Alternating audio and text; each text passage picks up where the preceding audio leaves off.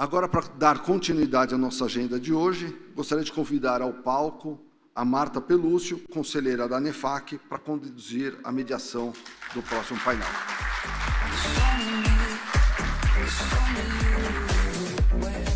Obrigada.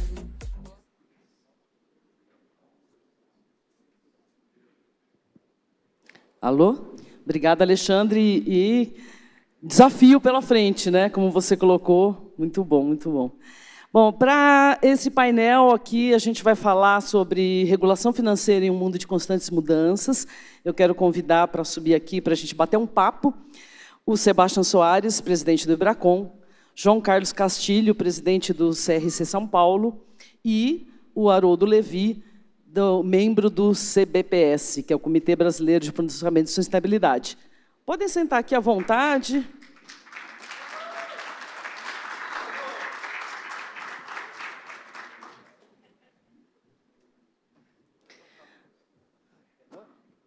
Eu vou contar um pouquinho para vocês por que a gente pensou em montar esse painel, que eu acho que é uma coisa legal, porque a gente discutiu bastante para poder pensar, né, o que a gente ia conversar. Porque a gente vai falar de regulação financeira em um mundo de constantes mudanças. Então, a gente tem, como regulação financeira, sempre que vem à mente, principalmente dos contadores aqui presentes, é a Fundação IFRS e a emissão das normas de informação financeira emitidas lá pelo board, que é o IASB. Então, assim, a gente tem vivenciado isso fortemente desde o início desse século, como sendo uma padronização global para que a gente tenha maior transparência nas informações financeiras que são levadas ao mercado, sempre visando o quê? Que o investidor receba uma informação de qualidade. E lembrando que a transparência é a principal bandeira da ANEFAC. Para a gente isso é muito importante, discutir essa transparência da informação. E agora o que tem batido na porta, né, de todos os investidores, quando ele vai fazer uma análise, pelo menos uma análise fundamentalista, né, se ele partir de uma análise fundamentalista, é muito importante ele entender não somente a situação financeira e o desempenho das entidades, mas os riscos e oportunidades em que ela está envolvida e com relação ao que existe no planeta como um todo, onde ele está inserido. Então, ele tem vai ter algum efeito de risco climático, ele vai ter algum efeito que seja social ou de biodiversidade, por aí adiante. Então, a Fundação IFRS acabou criando um board específico para emitir normas ou padrões, que tenhamos padrões, para tratar especificamente desses riscos e oportunidades, que são informações complementares àquela informação financeira que nós temos. Então, assim, isso como visão geral, eu quero primeiro passar a palavra aqui para o Haroldo Levi, como membro do CBPS, para que ele conte um pouquinho aqui para nós como que está a estruturação de tudo isso que eu comentei no âmbito da Fundação IFRS, como que o Brasil está se estruturando para isso. Alô, está funcionando? Bom dia a todos. É uma satisfação estar aqui. Eu queria agradecer em meu nome, em nome da PIMEC Brasil também, onde eu sou diretor técnico, e do CBPS. E realmente é muito bom voltar. Fazia muito tempo que eu não conseguia participar desse congresso, que eu aprecio muito. Eu queria começar até linkando um pouco, quer dizer, eu estou no CBPS hoje, na verdade, eu voltei para a criação do CBPS. A fundação, que era a Fundação CPC, hoje é a Fundação CPCS, né? Entrou o S nessa história. Nós criamos, então, o CBPS nos moldes do CPC, já conhecido. Eu participei lá na criação do CPC também, naquele período todo, venho acompanhando. E é muito bom a gente ver a tentativa, e espero que com sucesso, da gente linkar isso tudo em algum momento no futuro próximo, tanto a parte contábil financeira com o que tem os impactos que vêm da sustentabilidade. O CBPS, então, como eu disse, foi constituído na mesma forma que o CPC, portanto, acho que a maioria conhece, mas, enfim, a gente tem lá as coordenadorias técnicas de relações internacionais, de operações e de relações institucionais, a qual eu coordeno. nós temos uma novidade nesse novo período, que também aconteceu com o CPC, é que nós passamos a trazer, além das entidades membro já do CPC anteriores, ou desde a fundação e que são na Fundação CPCS, a gente trouxe representações de entidades de investidores. Então, nós temos também agora, junto conosco, a ABRAP, que tem os fundos de pensão, e a AMEC, que são os grandes investidores. Então, uma das grandes diferenças nesse novo comitê, vamos dizer assim, essa nova história que nós estamos construindo aqui no Brasil, lembrando que o Brasil tem estado à frente em todo esse processo em relação ao resto do mundo, inclusive. Essa novidade é que a gente tem uma amplitude, uma diversidade na composição do CBPS absolutamente necessária, né, muito mais do que foi no CPC.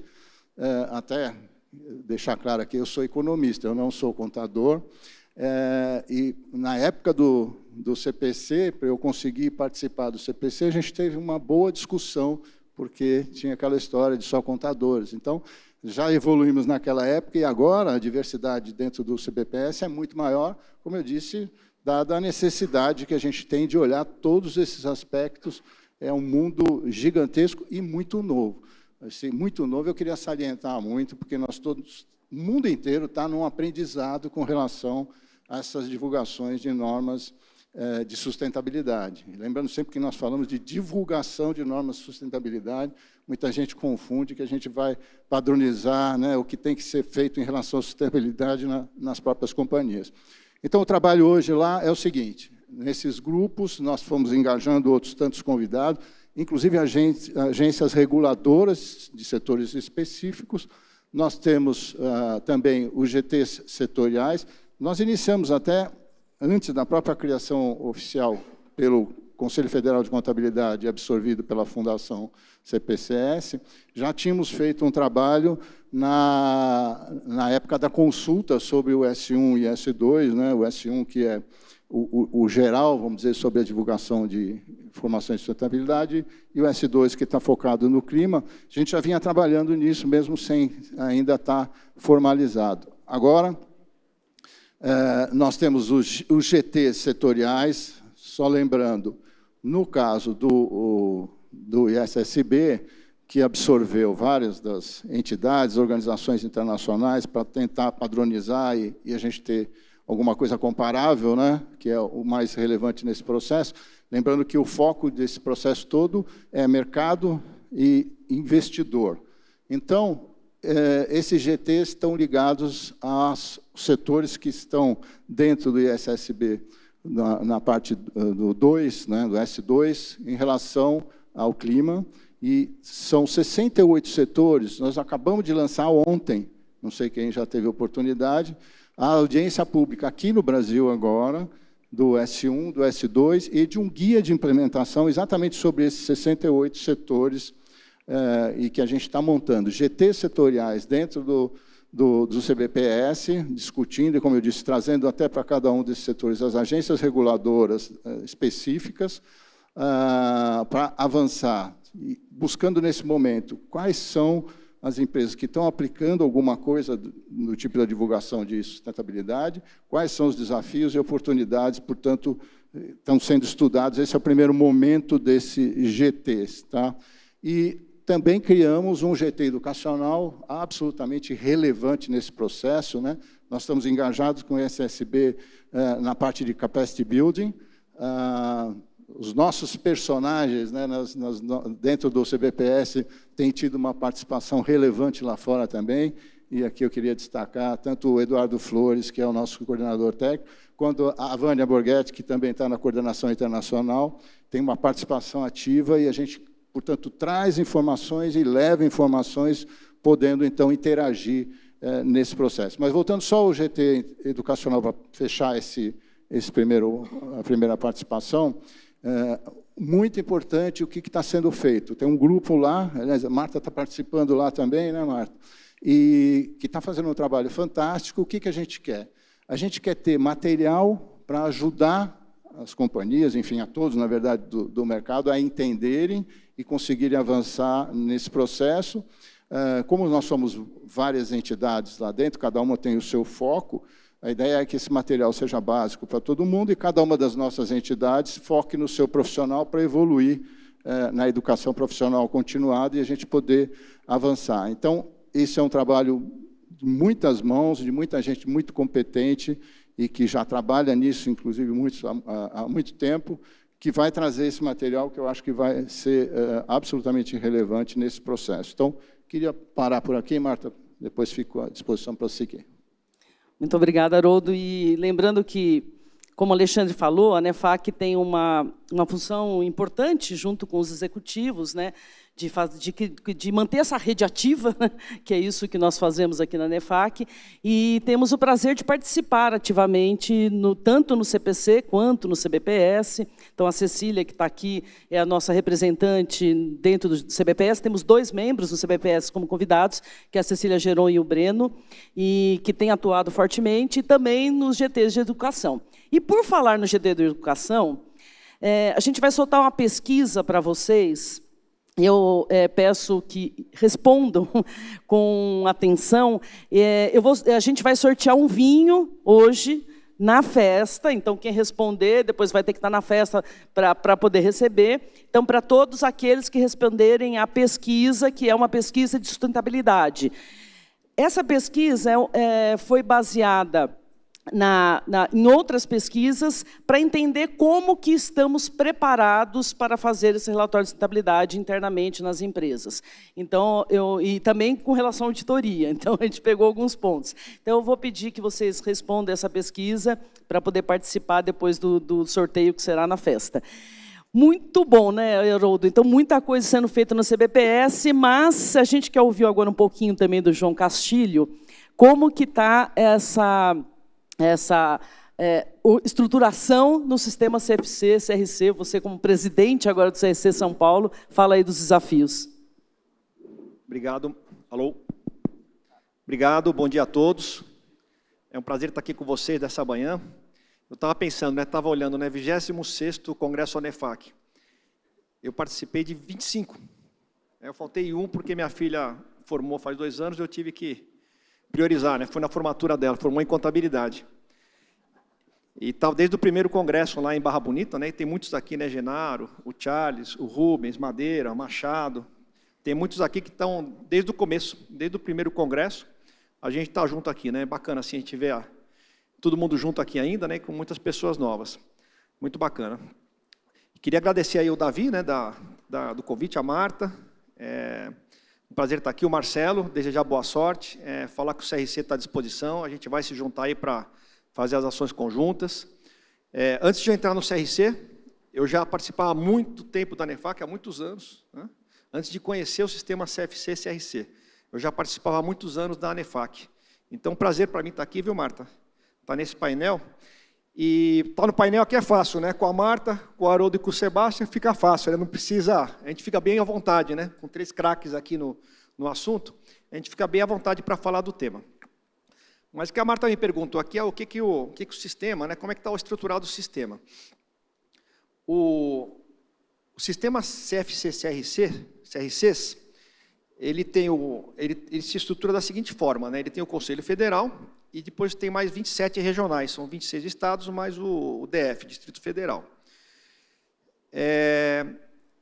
E o sistema faz a regulação da atividade do contador, cada um no seu quadrado, o sistema regula a atividade do contador. Então, como uma autarquia federal, o CFC, o Conselho Federal de Contabilidade, tem a emissão das normas, as NBCs, as Normas Brasileiras de Contabilidade, e os regionais, os 27 regionais, têm as suas atribuições de registro de profissionais, registro de empresas, e a aplicação dessas normas pelos profissionais de contabilidade, essa é a função do sistema. Hoje são mais de 530 mil profissionais no Brasil registrados ativos. São Paulo hoje são 156 mil profissionais registrados ativos, quase 1/3 aí do sistema, E nós temos hoje 26 mil empresas na nossa base no estado de São Paulo. Então, a aplicação das normas do sistema CFC, CRCs, fica no âmbito dos profissionais e das empresas de contabilidade, de auditoria, de perícias, de consultoria, de avaliação. Então, a regulação do sistema vai para esse público. E como foi estruturado lá atrás, a funcionalidade para a gente entrar no IFRS, a modelagem é a mesma, que o Haroldo falou, né, da Fundação CPC, Fundação CPCS, onde o Brasil se estruturou de trazer um corpo técnico de pessoas de mercado, conhecedores do assunto, que faz o estudo da norma, faz a questão da tradução da norma, a aplicação no Brasil, a aplicabilidade, então, com um grupo de técnicos que não tem obrigação legal, o CPC não tem obrigação legal, né? É um órgão técnico, uma fundação que apoia o CPC para a emissão técnica das normas, para a conexão, né? para conexão com as normas internacionais, e o Conselho Federal de Contabilidade participa da Fundação CPC e traz isso aqui para a regulação, emite as NBCs, as Normas Brasileiras de Contabilidade, que aí vem a obrigação legal do contador aplicar as Normas Brasileiras de Contabilidade. Então, é feita a parte técnica, muito bem feita, e o CFC vem a nível de regulação. Aí o Conselho Federal emite as normas são, basicamente, dois grupos, são as NBCs, Norma Brasileira de Contabilidade, as P's, que são as profissionais, então tem as profissionais gerais, as PAs de auditoria e as PPs do perito, a obrigação dos profissionais, nós profissionais, e outro bloco que são as normas técnicas. Então tem as normas técnicas de auditoria, norma técnica de perícia, que são espelho dos órgãos técnicos que estudam essas normas. E dentro desse conceito das normas técnicas, o CPC fez a emissão de duas novas técnicas. As Normas Brasileiras de Contabilidade, a T técnica, a TDS, Técnica de Divulgação de Sustentabilidade, sobre divulgação, e outra de asseguração, a TAS, Técnica de Asseguração de Sustentabilidade, no nível da asseguração dos relatórios financeiros. Então, em termos de regulação, essa estrutura que o Conselho Federal tem trabalhado, eu acho que tem funcionado muito bem desde a criação do CPC, e vai funcionar muito bem em termos da sustentabilidade. A nível dos conselhos regionais, os conselhos regionais são responsáveis por registrar, por fiscalizar, e a partir do ano 2000, pela educação continuada, a questão das pontuações, pontuação de auditor, de perito, de preparador de demonstração financeira. Então, entramos na educação continuada, que é um ponto importante para a gente falar um pouquinho mais à frente. Então, os conselhos regionais, o Conselho Federal emite as normas para aplicação, os conselhos regionais verificam as aplicações no âmbito do contador dessas normas. Depois a gente fala um pouquinho de educação continuada, né, Marta? Só para não... Tá ótimo, obrigada, João. Então, dá para ver como o Brasil, não sei se vocês concordam comigo, está se estruturando de uma forma rápida para atender todas essas mudanças, ou seja, S1 e S2 já foi emitido, a gente já traduziu, já colocamos em discussão pública ontem, não é isso, Haroldo? O CBPS S1 e S2, então convido a todos a ler e dar as opiniões aí, porque vai ser muito importante para o CBPS, e todo o sistema CFC-CRC se estruturando para atender essa exigência. Bom, mas vamos lá, o que a gente quer é informação financeira. Quer comentar, Haroldo? Fala aí. Só para aproveitar, eu não comentei, acho até que depois o Sebastião vai aprofundar, mas como a gente soltou ontem essas audiências públicas, só para deixar claro, primeiro, a gente estava falando aqui de que o Brasil saiu na frente. Na verdade, a CVM, né, a comissão aqui no Brasil, foi a primeira no mundo a colocar isso aqui no Brasil como obrigatório a partir do ano 2026, mas, enfim, ela está por enquanto, como a gente não tinha as traduções, aliás, nós temos que agradecer ao Ibracon pelo trabalho todo de tradução que tem feito. A CVM, como eu disse, está ponta firme nesse assunto e, portanto, colocou já em voga e valendo já voluntário agora nos anos de 24 e 25, mas obrigatório em 26, em inglês. Portanto, foco no inglês, lembrando que o S1, S2, o guia de implementação é um complemento, na verdade, e o que está lá é para seguir o SASB. Portanto, esse é o foco. E a gente colocou a audiência pública, é isso que eu queria salientar agora, Marta, que, como vocês estão acostumados, o CPC sempre coloca em audiência pública, junto com o CFC, né, o CPC, o CFC e a CVM. Nós tivemos aqui um probleminha brasileiro, que foi uma operação padrão na CVM, nesse período agora, e adiamos a nossa audiência pública, que já deveria estar a público, né, vamos dizer assim, e a gente acabou lançando, então, ontem, como a gente estava falando aqui, e renovo o convite aí que todos participem, tá, nos sites, tanto do CFC quanto do CPC, mas sem a CVM nesse primeiro momento. Nós estamos aguardando, então, como ela está um pouco atrasada neste processo específico, vai sair na sequência, e aí, se houver necessidade, a nossa audiência pública é por 60 dias, vai até 13 de junho, a gente, se houver necessidade, prorroga um pouco para que saia tudo junto. Então, não se assustem com esse descasamento inicial, vamos dizer assim, porque a gente vai acertar esse primeiro divórcio que vai voltar, né, na sequência. Só para deixar claro e não haver nenhum tipo enfim, achar que tem algum problema nisso. Não tem. Nós estamos totalmente juntos nesse processo. Muito bom, Haroldo. Mas, como eu estava comentando, da informação financeira, então o investidor ele quer confiar na informação que está lá. E o que dá confiança para esse investidor? Será, hein, Sebastião? Será que é auditoria? Será que é essa verificação? Espero que sim. Bom dia.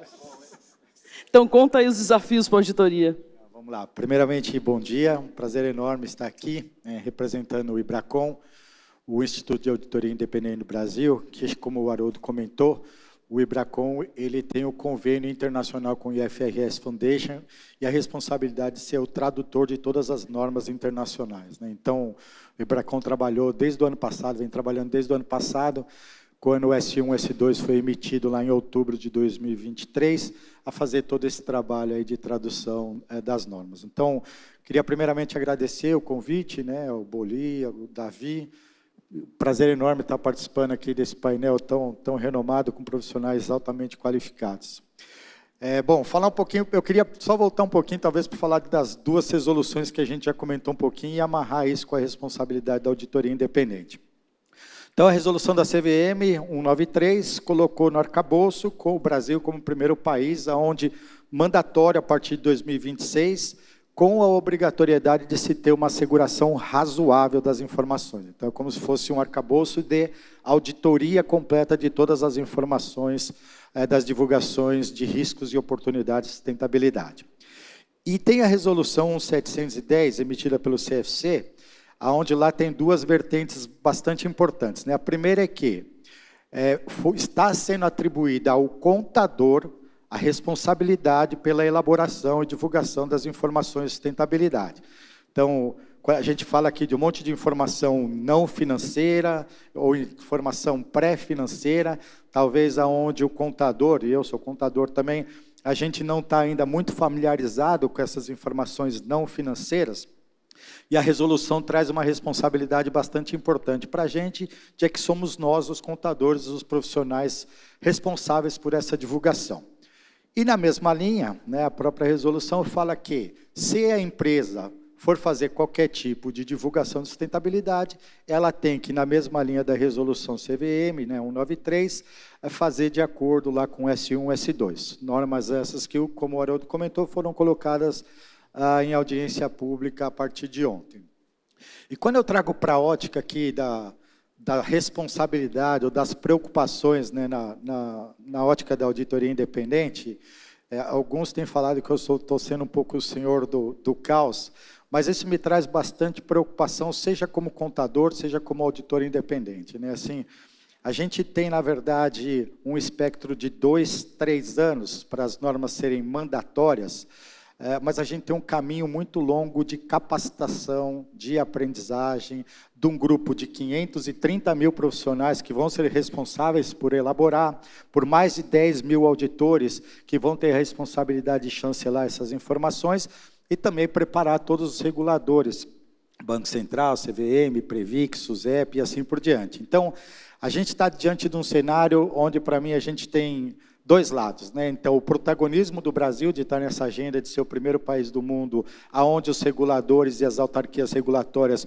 colocaram a obrigatoriedade da adoção dessas normas, mas, por outro lado, com um desafio enorme de a gente capacitar todo esse grupo de profissionais, e, de novo, no arcabouço de informações, aonde nós não somos muito familiares, né? Então, eu recentemente participei de um fórum para contadores, onde metade da sala nem sequer sabia da resolução 710 do CFC, né? E um fórum de contadores qualificados. E aquilo me deixou bastante assustado. Falei, pô, se eu estou falando para um grupo de contadores, onde metade não sabe que o CFC emitiu uma resolução, trazendo a ele a responsabilidade pela elaboração e divulgação dessas informações de sustentabilidade, eu acho que acende aqui uma luz amarela, né? Então, para mim, o desafio, Marta, enquanto preparador ou enquanto auditor dessas informações, é que a gente vai precisar voltar para as salas de aulas, participar de workshops, participar de debates como esses, porque a gente está saindo, não do zero, mas a gente está saindo, de novo, de algo que é binário, contabilidade, né, onde nós, contadores e auditores, temos mais familiaridade e facilidade com essas informações, para tratar de resíduo sólido, resíduo líquido, carbono, programas de diversidade, equidade, inclusão, ou seja, são coisas que na ótica, eu quando comecei a trabalhar com essa temática há 5 anos atrás, são coisas que para mim, enquanto contador, fica difícil de você materializar. Acho que a maior dificuldade quando a gente fala de sustentabilidade, seja no âmbito de preparação ou de auditoria, é que você começa a trabalhar com informações que é difícil de você tangibilizar, é difícil de você materializar. E é isso que você vai ter que eventualmente divulgar. O que você vai ter que fazer? Pegar essa série de informações não financeiras e trazer para um espectro de divulgação, e como o Haroldo comentou aqui, eu acho isso super importante, é na ótica do investidor. Então, no final, quando a gente fala de S1, S2, quando você fala de trazer, divulgar riscos e oportunidades relacionados à agenda de sustentabilidade, na estratégia, no gerenciamento de risco, nos processos e controles, nas métricas, é para fazer o seguinte, ó, no final das contas, o que essas divulgações e como isso impacta o fluxo de caixa operacional da empresa. No fundo, como eu pego todas essas informações não financeiras, eu faço as divulgações, por exemplo, no S2, para fazer cenários de estresse de resiliência climática, para saber, no fundo, qual é o efeito que vai ter no fluxo de caixa operacional da empresa, se o cenário 1, cenário 2, cenário 3 ocorrer. E aqui, para mim, a dificuldade é exatamente essa, quando a gente fala estresses de resiliência climática, por exemplo, você trabalha com uma série de fatores que não necessariamente são tangíveis lá para o contador e para o auditor. Então, nós vamos, obviamente, ser obrigados a requerer e contar com o apoio dos especialistas, né, para nos ajudar nesse processo, tendo nós a responsabilidade final da elaboração e da auditoria e da regulamentação desse processo. Então, para mim, acho que o maior desafio que a gente tem é treinamento, capacitação e qualificação desse grupo todo de profissionais que vão ser responsáveis por essas divulgações. Ô Marta, queria fazer um destaque aqui que o Sebastião falou da resolução do CFC 1710. Um negócio muito importante é que a responsabilidade pela divulgação e asseguração é atividade privativa de contador. Então, está a nossa atividade privativa do contador. Então, trouxe para dentro, né, toda essa responsabilidade, tem o desafio, mas tem uma oportunidade grande. Então, entrou em todo aquele rol de atividades privativas de contador, de assinar balanço, fazer perícia contábil, fazer auditoria contábil. A parte da sustentabilidade passou a divulgação e a asseguração, a atividade privativa do contador, passou nesse âmbito, né? E aí a grande oportunidade que a gente tem e o desafio da gente estar aí nesse protagonismo, né? Se você me permite, João, comentar esse ponto importante, hoje o auditor ele faz o trabalho de acordo com a NBCTO 3000, né? Então, existe a norma lá de trabalho de asseguração dessas informações, então o trabalho que o auditor hoje faz do relatório de sustentabilidade, ele faz de acordo com o NBCTO 3000, e o ano passado o CFC emitiu a norma de asseguração para o inventário de emissões de gás de efeito estufa, que é a NBCTO 3410. Né? E por que esse ponto é importante, João? Porque o IAASB, que é o organismo internacional responsável por emitir a norma de asseguração, né, eles estão trabalhando na ISA 5000 com uma série de debates, e vai ter provavelmente uma diferença onde o CFC atuou de forma bastante tempestiva e oportuna para trazer essa responsabilidade para o contador. Por quê?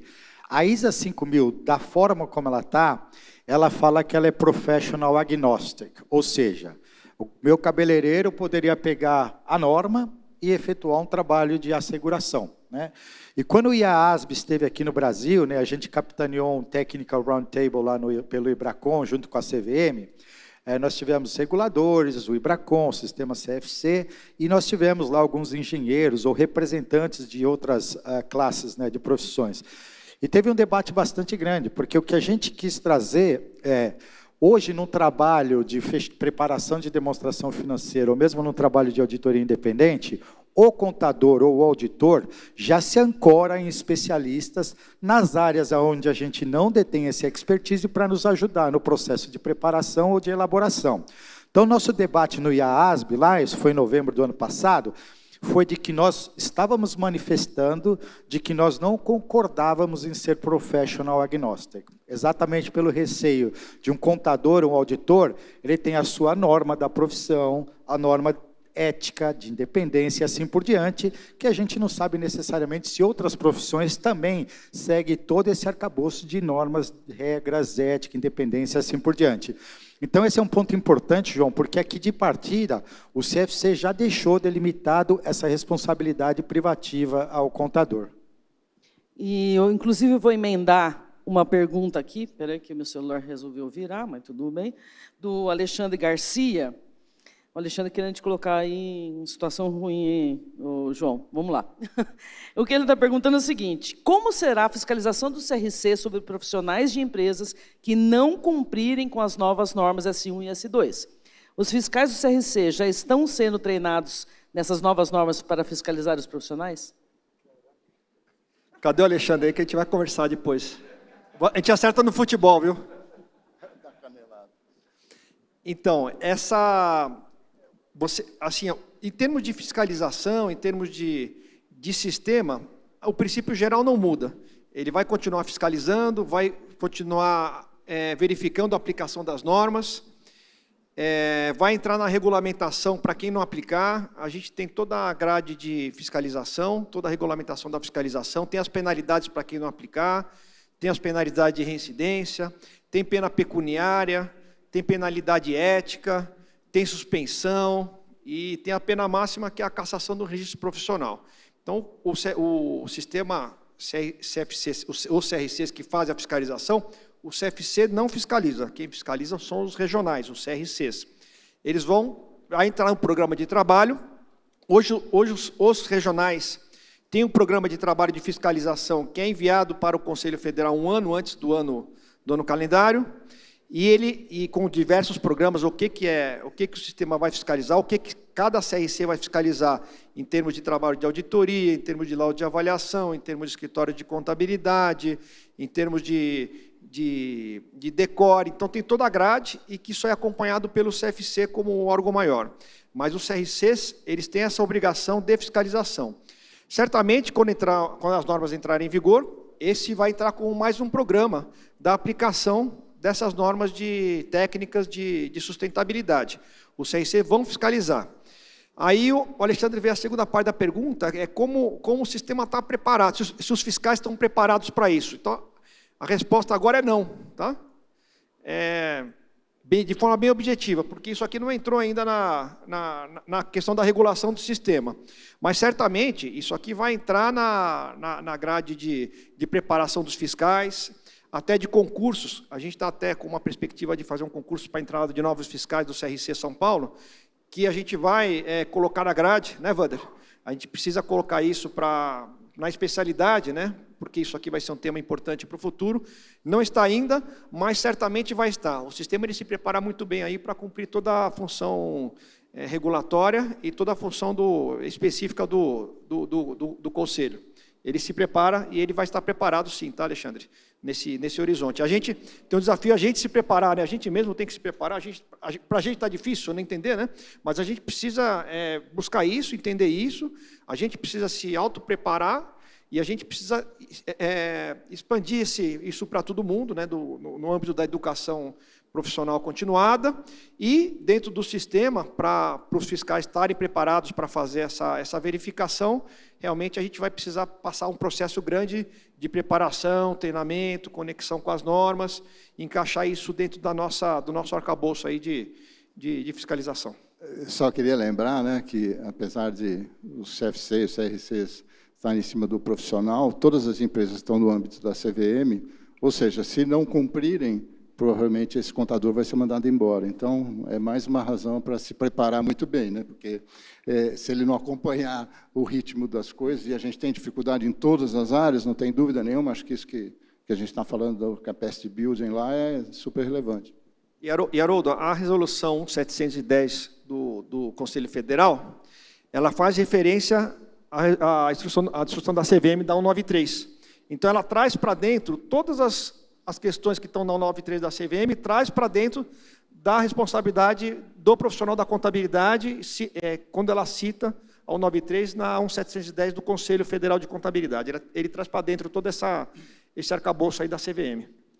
Aqui, se eu puder complementar, no começo eu falei que eu estou sendo meio senhor do terror, né, dessa questão de treinamento e capacitação, mas agora eu vou colocar um outro contraponto que eu acho que nos ajuda e nós temos que nos ajudar, né? A própria resolução 193 da CVM, quando você compara os reliefs da 193 com os reliefs da norma original do S1, S2, você pega o S1 lá, ele fala que vale a partir de janeiro de 2024, e se você adota, já no ano seguinte, a informação tem que ser comparativa, né, no segundo ano, você tem que divulgar na mesma data que você divulga suas informações financeiras, e você tem que fazer o inventário de emissões do escopo 3 já a partir do segundo ano. Então, no primeiro ano, é só do ano correspondente, você pode ter até 9 meses de diferença em relação ao prazo da divulgação, das suas demonstrações financeiras, e você não precisa incluir no inventário de emissões o escopo 3. Já a partir do segundo ano, não. A CVM, acho que nessa vertente de incentivar o mercado, né, o próprio João Pedro tem falado em vários fóruns que ele quer fazer desse período de 2 anos experimental e no sentido de incentivar o mercado a fazer essas divulgações. A CVM estendeu o relief do prazo, né, dos 9 meses de diferença e do escopo 3 para quando for mandatório a partir de 2026. E qual que é o ponto que eu quero conectar aqui, acho que com a pergunta que o Alexandre fez. E aí, João, assim, é super louvável você reconhecer que o sistema ainda não está preparado, porque, de fato, o sistema não está preparado, o auditor ainda não está preparado e o regulador também não está preparado. Então, eu acho que é uma oportunidade naquilo que eu comentei, já que a gente colocou o Brasil no protagonismo mundial de ser o primeiro país, eu acho que aqui é cada um com as suas responsabilidades, mas a gente fazer um trabalho conjunto para a gente treinar, capacitar o preparador, o auditor e o regulador. Só lembrar que o escopo 3, eu não sei se todo mundo sabe o que nós estamos falando, né, do escopo 3. Então, pegar todas essas informações que estão sendo cobradas, vamos dizer, na matriz, para toda a cadeia. Portanto, vocês imaginem, todas as pequenas e médias empresas que estão ligadas a um conglomerado qualquer, uma organização, também vão estar respondendo. Esse é um dos maiores desafios que a gente vê desde o início do processo, mas na parte do clima isso já está lá, né? Nos Estados Unidos, inclusive, tem uma discussão enorme sobre isso, já tem processos, vai, não vai, a própria SEC não tinha colocado o escopo 3, porque é uma dificuldade tremenda. Na Europa isso está funcionando já há algum tempo. É muito bom. Eu vou jogar mais uma pergunta aqui, meio provocativa, do Marcos Paulo de Almeida Rosa. Como vocês avaliam a recente decisão da SEC em suspender temporariamente a adoção de divulgação de informações climáticas para as empresas listadas nos Estados Unidos? Quem quer comentar? Deixa eu só complementar, já que eu tinha acabado de comentar. Existem algumas ações lá que estão correndo nesse... Vocês sabem, nos Estados Unidos a gente vê, né? Cada estado resolve uma coisa, entra com um processo, as coisas param. A gente viu um certo retrocesso em grandes investidores institucionais americanos que estavam, vamos dizer, na ponta da linha com tudo que é ligado ao ESG e, de repente, deram uma desacelerada. Não é que o processo parou, vamos dizer assim, mas, na verdade, eles tiveram que voltar um pouco atrás, dada toda a crise mundial, enfim. A hora que você mede essas questões que são de longo prazo, efetivamente, exigem investimentos, até na própria capacitação, todo mundo tem que estar preparado para isso, e contra uma crise global e que traz resultados negativos aos gestores, isso acaba retraindo. Então, é uma discussão enorme nos Estados Unidos. Aliás, a gente sabe, né, que os Estados Unidos sempre foi difícil, né? Desde que nós também absorvemos aqui o IFRS, lá nós vimos que a coisa também não funciona assim. Então, eu acho que lá vai depender muito dessas discussões, e aí vai longe. Aqui eu tenho que tomar cuidado para não fazer as críticas no modo certo, né? A SEC, ela foi... Por isso que eu tenho que tomar cuidado de novo. Estou no papel representando aqui o Ibracon, né? A SEC foi, junto com o ISSB, as duas primeiras autarquias regulatórias lá, colocar em debate os exposures drafts, né? E a SEC foi a última. Ela demorou 2 anos, eventualmente, para emitir. Então, a gente teve todas os CSRDs lá emitidos pela EFRAG, né, que a gente vai falar um pouquinho dos 12 KPIs, dos indicadores. O ISSB colocou o S1 e o S2, e a SEC tinha colocado um único normativo relacionado à parte de riscos climáticos. E quando você compara o Exposure Draft inicial, que tinha escopo 1, escopo 2, escopo 3 do inventário, ele colocava um pool muito maior de empresas já dentro do arcabouço de que precisava fazer as divulgações. E à medida, né, eles receberam lá 1.400 cartas, né, 1.400 comentários, eles foram cedendo, e quando você viu que foi emitido no dia 6 de março, assim, tinham várias concessões que foram feitas mediante lá as 1.400 cartas, né? E 2 semanas depois, a SEC anunciou, falou, olha, nós vamos parar temporariamente aqui de debater, então, aplicabilidade a partir de 2026, nenhum requerimento de nenhum tipo de asseguração sobre as informações. Então, assim, a gente não sabe mais agora o que vem da SEC. Eu sei que vai continuar, porque, obviamente, existe uma pressão dos stakeholders, né? Não só o mercado financeiro, mas dos stakeholders em geral, mas não dá agora para saber quando que esse assunto vai ser retomado.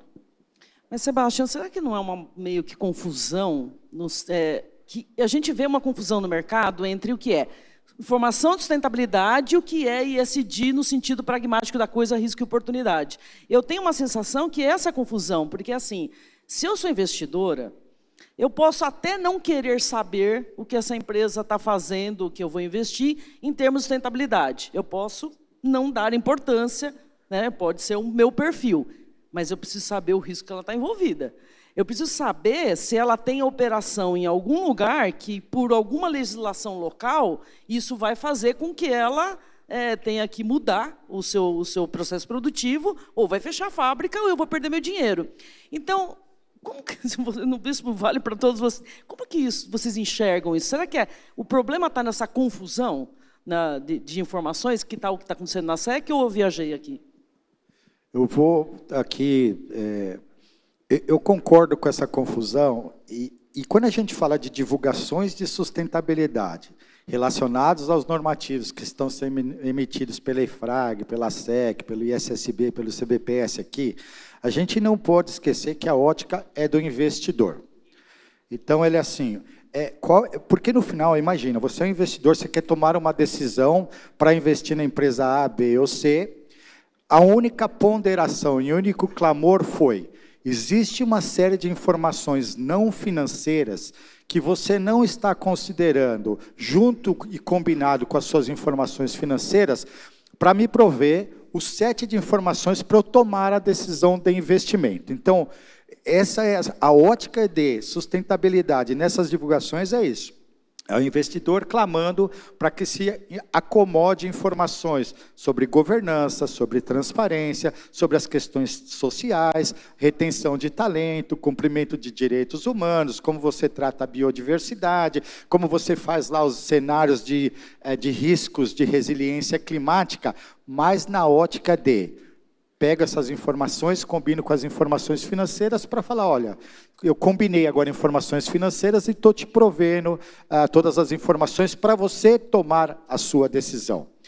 Quando você vai para o arcabouço agora de um relatório de sustentabilidade, ele tem um espectro um pouco diferente. Então, você pega um relatório de sustentabilidade, formatado de acordo com o framework do GRI, que também contribuiu, né? O ISSB ele é formado lá pelo GRI, pelo SASB, pelo TCFD e assim por diante. Mas o relatório de sustentabilidade, para mim, ele tem uma vertente diferente. Aí sim, é de contribuição, olhando demanda de todos os outros stakeholders, né? Então, o talento, o fornecedor, o cliente, a ONG, a sociedade civil, os investidores também. Então, o espectro, para mim, de um relatório de sustentabilidade preparado de acordo com o framework, ele tem uma vertente um pouco diferente do qual é o propósito dessas divulgações de sustentabilidade emitidas por esses normativos, né? Mais ou menos. Veja, o relatório de sustentabilidade também, é lógico, foca os outros stakeholders, como você comentou, mas o maior foco ainda é o investidor, é um complemento de informações super relevante, assim como para nós aqui é formulário de referência no Brasil.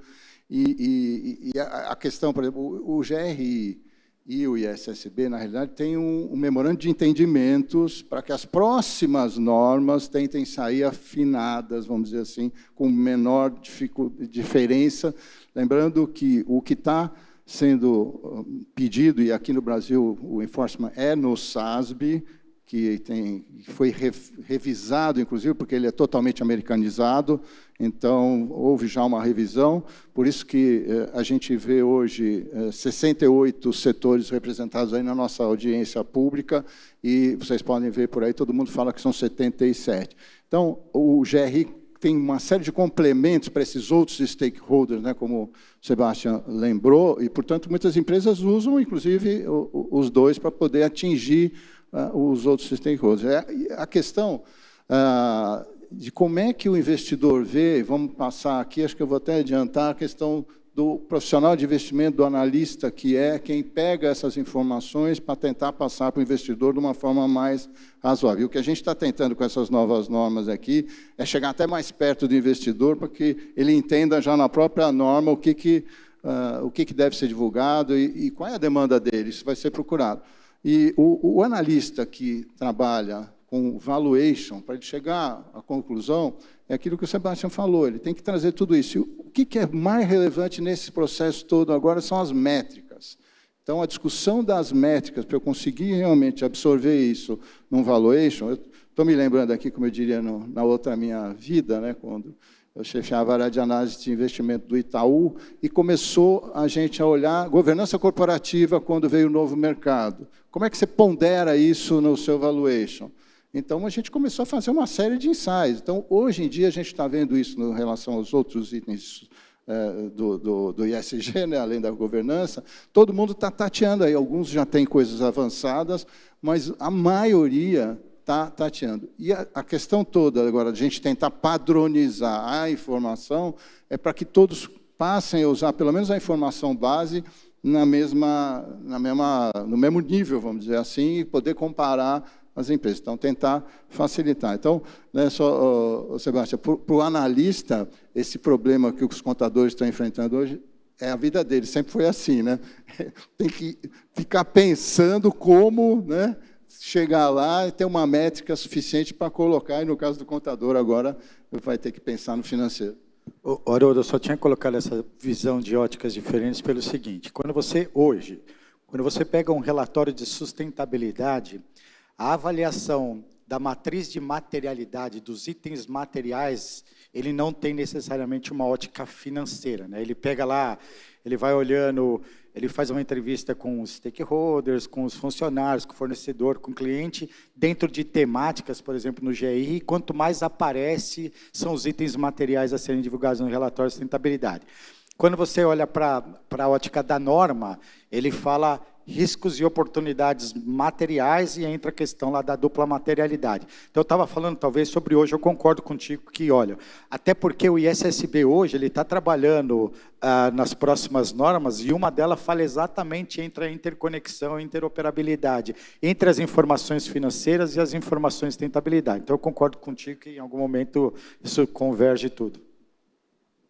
Muito bom. Eu estava vendo aqui se tinham mais perguntas, e o Alexandre acho que está gostando bastante, porque ele está mandando um monte. Manda para mim aqui do Alexandre aqui. Manda aqui.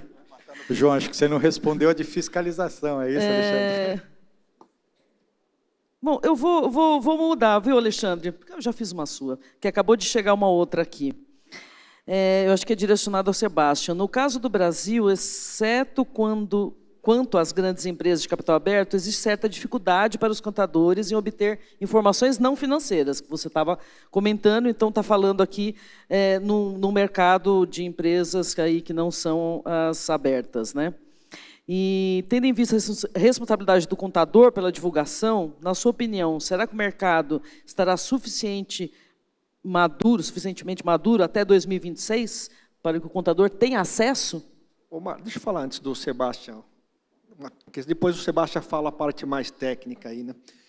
Então, acho que todas essas questões aqui, assim, a gente está falando a nível de CVM, Instrução 93, obrigatoriedade de empresa, companhia aberta em 2026 aplicar, a partir de 2024 é facultativa a aplicação, 2025, mas a gente tem também a evolução, como foi o CPC, grandes empresas, depois a ter as PMEs. Então, a gente tem um grande trabalho de educação, de qualificação, de entender tudo isso e para aplicar tudo isso. Então, acho que o nível, a gente fala muito assim, hoje tem grandes empresas, importante, mas é um grupo restrito, né, de investidores, né, para esse público. Mas a gente tem todo o universo Brasil de aplicação dessas normas. E a gente tem como órgãos aqui da contabilidade, investidores, dos auditores, como a gente faz todas essas informações chegar ao nosso público, para o nosso público estar qualificado para fazer a divulgação correta, para que os analistas possam utilizar, o auditor, como é que o auditor se qualifica também para auditar, e como é que a gente faz para chegar a toda essa informação técnica no nosso público, para que a gente esteja preparado para isso, né? Então, a gente tem um grande desafio com essa conexão aí, como é que a gente faz chegar ao nosso público todo esse arcabouço técnico para atender aí a nossa demanda, Sebastião? Aí você me corrige aqui, né, João? Minha interpretação da resolução do CFC, que acaba abarcando as empresas privadas, nesse momento, elas só vão ser requeridas a seguir o S1 e S2 se forem fazer qualquer divulgação de sustentabilidade, né? Porque, de novo, o João comentou, o CFC ele consegue reger sobre a profissão do contador, mas não necessariamente obrigar uma empresa a falar, você tem que fazer essa adoção. O que ela impôs se você for fazer, você tem que seguir S1 e S2. O meu ponto eu acho que com tudo que a gente está debatendo no mercado, de crédito de carbono, mercado de carbono, tal, não consigo imaginar que nenhuma empresa no futuro próximo não tenha que fazer qualquer divulgação de sustentabilidade, seja em alguma captação, seja em algum financiamento, linha de crédito e assim por diante, porque hoje tem sido muito comum os fomentadores do crédito financeiro também exigir qualquer questão lá relacionada à parte de sustentabilidade, metas de redução e assim por diante. Então, eu acho que em algum momento, a minha crença é de que em algum momento isso vai ser mandatório, obrigatório, efetivamente, para todo mundo, né, sem distinção. E aí, em relação à pergunta, eu acho que é aquilo que o João comentou, né? Nós vamos ter que passar por toda uma reeducação, toda a parte de treinamento, programa de educação continuada, para preparar aqui, que eu comentei, talvez acho que essa uma das maiores preocupações é de a gente treinar e capacitar as empresas, os profissionais. E tomar o benefício das empresas que vão fazer adoção voluntária em 24 e 25, né, mesmo sendo voluntária. Como eu comentei, a CVM ela tem tentado impulsionar bastante para ter um número maior. E a Brasca, até, se me permitir divulgar, a Brasca ela fez uma pesquisa recentemente, né, com as associadas, e 64% das empresas pretendem fazer a adoção voluntária. Ela não fala se vai ser em 24, porque eu acho que talvez as companhias vão esperar para fazer toda essa avaliação, mas 64% responderam que em 2025 pretendem fazer adoção voluntária. Então, aqui a gente já tem, talvez, um universo de empresas para a gente poder olhar e ver como foram essas divulgações. Eu queria lembrar, eu fiz um levantamento no final de 2022 e depois no final de 2023. E a gente tinha praticamente 100 empresas aqui no Brasil fazendo o SASB em 2022 e passamos para 200 em 2023. Ou seja, tem muita gente já trabalhando nisso. E uma outra coisa, uma informação, eu escutei isso de alguns auditores, algumas empresas de auditoria, sobre as empresas médias que já têm procurado voluntariamente informações e, portanto, até demandaram do CBPS que a gente pudesse fazer alguma coisa em relação... Eu estou falando médias, porque a gente sempre fala pequenas, médias, mas lembrando do escopo 3, não tem dúvida, a gente vai ter que ir nessa faixa. E aí nós, no CBPS, estamos agora conversando com o SEBRAE, inclusive, para trazer para dentro lá do CBPS e formar um grupo específico de discussão para pequenas e médias empresas. Tá? Então, tem que evoluir mesmo, porque, como eu disse, com o escopo 3 não tem como escapar nesse processo. Com relação à pequena e média empresa, é importante ressaltar que o IASB soltou um material interessante, que quem não acompanha acaba não vendo, dando dicas de como que as pequenas e médias empresas elas já podem, nas suas notas explicativas, vincular algumas coisas sobre risco climático, algumas coisas sobre sustentabilidade. E é um material de treinamento, é uma coisa muito legal. A gente, inclusive pela NEFAC, viu, João, vai conversar melhor com vocês do sistema CFC-CRC, na possibilidade da gente traduzir esses materiais lá do IASB para a pequena e média empresa, porque a gente acaba focando nas grandes empresas e esquecendo um pouquinho da importância aí das pequenas e médias, e tem algum material bem interessante com relação a isso. Eu não sei ainda o Sebrae a gente fez uma reunião com o pessoal do Sebrae, lá com o Nelson, com o Constantino, e a gente conversou muito sobre educação continuada, né, para o foco do Sebrae, pequenas e médias empresas. Eles têm as trilhas, né, de conhecimento, mas, pelo que eu entendi, não tem a questão da sustentabilidade ainda nas trilhas do Sebrae. E é um negócio que o Haroldo falou aqui, que a gente pode aproveitar essa conexão com o Sebrae. O Sebrae tem muita vontade, muito recurso, né, para esse público. É um negócio que a gente pode aproveitar para a educação continuada desse público de pequenas e médias empresas. Não, muito bom, muito bom. Eu não sei ainda quanto tempo a gente tem, mas tem uma pergunta aqui da Neumara. O pessoal aí, se a gente estiver ultrapassando, avisa. O Boli deve estar desesperado, porque ele tinha combinado com a gente que ia ter um cronômetro aqui, e não tem cronômetro nenhum, então a gente está seguindo aqui. Tem uma pergunta da Neumara. Como os standards... aquela pergunta anterior tinha sido do Vander, tá? Eu tinha esquecido de mencionar. Ou no futebol também, viu, Vander? Agora, da Neumara. Como os estándares internacionais, já utilizados pelas empresas para a preparação dos relatórios de sustentabilidade, vão ajudar na preparação dos profissionais, agora que é a regulamentação? Os 20 anos desse exercício do GRI, né, por exemplo, podem ajudar? Então, ela está perguntando se o GRI vai ajudar e como que... Não sei quem quer responder. Não, eu não tenho dúvida nenhuma. Quer dizer, quem já está nesse trabalho há algum tempo, seja lá qual for a forma de divulgar, né, já tem uma noção e a gente percebe a relevância para a própria cultura da companhia. Então, acho que isso é o que vai levar outras, inclusive, porque o que a gente precisa sempre é trazer os bons exemplos e replicar. Então, esse é sempre o intuito. Agora apareceu o tempo. Entrou o cronômetro aqui. Você pediu. Entrou para a gente aqui, ó. Então, eu não tenho a menor dúvida de que isso ajuda muito. Portanto, esse dado que eu tinha falado de quem já está aplicando o SASB ajuda mais ainda, e a gente quer trazer essas companhias para ajudar as novas entrantes também nisso. Até aproveitar para comentar, a gente está, no CBPS, promovendo um evento que vai acontecer dia 22 de maio, ninguém sabe ainda, tá? Então, aqui, não vou falar nada muito sobre o evento, mas é junto com o ISSB, é um evento que vai acontecer lá em Brasília, a gente está programando, logo vocês vão ter informação, mas o ISSB está vindo, inclusive, para fazer workshops específicos com as empresas que estão iniciando, para ver o que elas têm, quais são os desafios e tal, com as empresas que estão avançadas e, portanto, para que possam depois ajudar as outras, e com reguladores, que é uma grande preocupação do ISSB também, sobre como é que os reguladores vão continuar tratando isso. Reguladores aqui, eu estou só para lembrar, a gente no Brasil tem um monte de regulador, né? Então,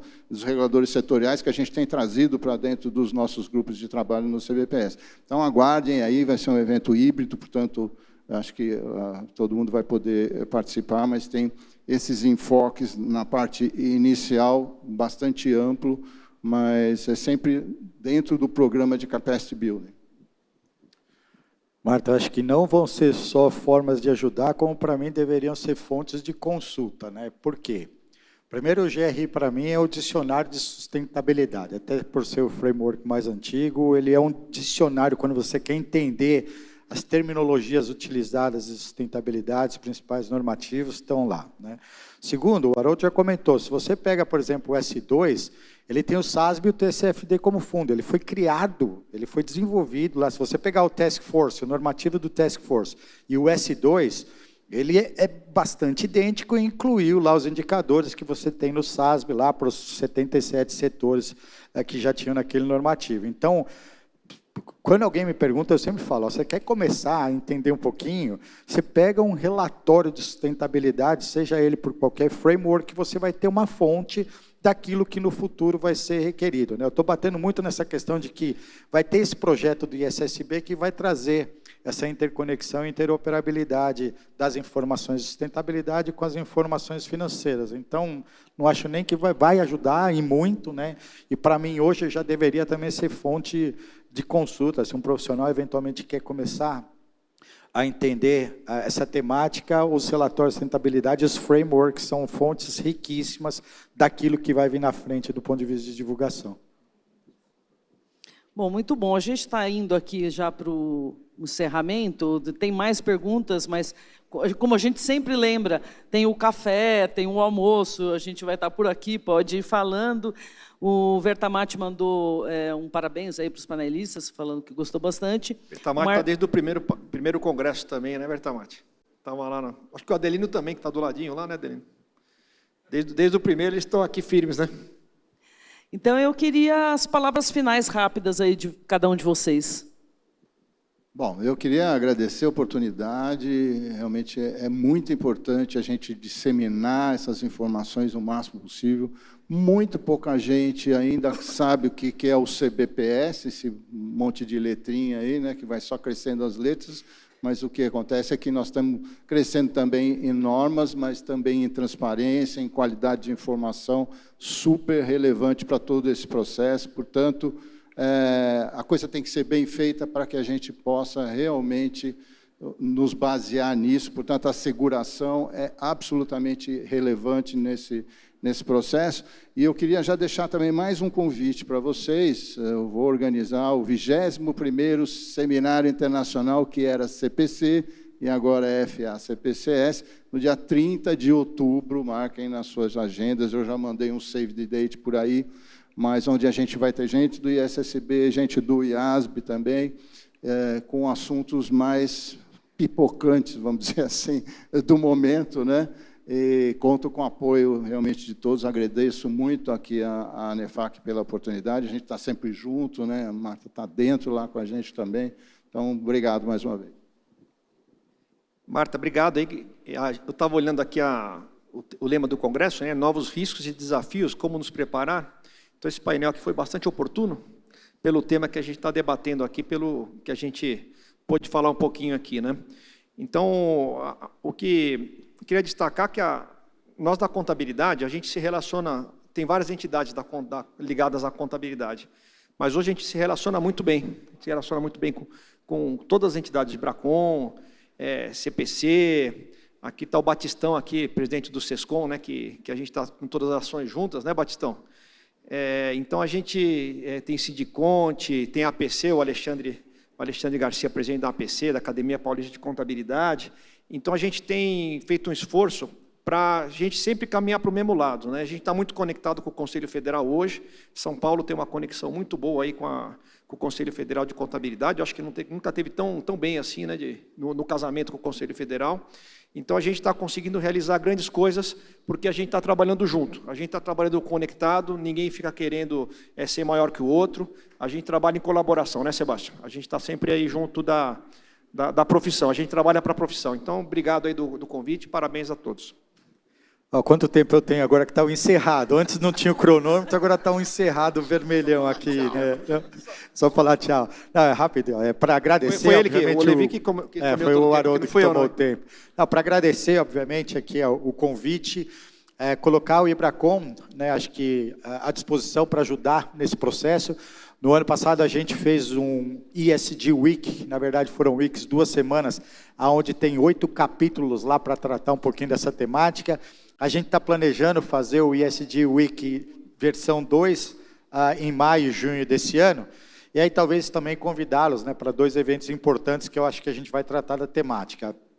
A gente vai ter a 14ª Conferência Nacional do Ibracon, nos dias 11 e 12 de junho em São Paulo, e a gente vai ter o Congresso, né, da Federação Brasileira de Contabilidade, que vai ocorrer lá em Camboriú, entre os dias 8 e 11 de setembro. Né? Então, acho que são 2 oportunidades importantes aí para a gente estar mais conectado com o tema. Tá? Então, super obrigado. Eu que agradeço muito ao Sebastião, ao João e o Levi por esse painel. Eu falei que a NEFAC sempre torna a minha vida fácil, né? Porque eu coloco para moderar um painel com tão brilhantes aqui, painelistas. Muito obrigada, mas não saiam daqui, porque a gente vai tirar uma foto. E eu só queria dar um recado rápido aqui, que eu estava comentando com o Levi, para quem está interessado nos trabalhos do CBPS, entra lá no site e se inscreve para receber o informativo, e aí você consegue acompanhar tudo o que está acontecendo, né? Isso, né, Levi? Porque é muito importante. Eu quero chamar algumas pessoas aqui para entregar os brindes aqui dos nossos palestrantes. Então, o Arvelino Cassaro, gerente de controladoria da Suzano, o nosso presidente, Davi Calas, o João Dimas, que é o nosso diretor do Vale do Paraíba, e o Roberto Vertamati, que é o nosso conselheiro e presidente, gestão, não lembro qual ano, porque faz tempo, do século passado.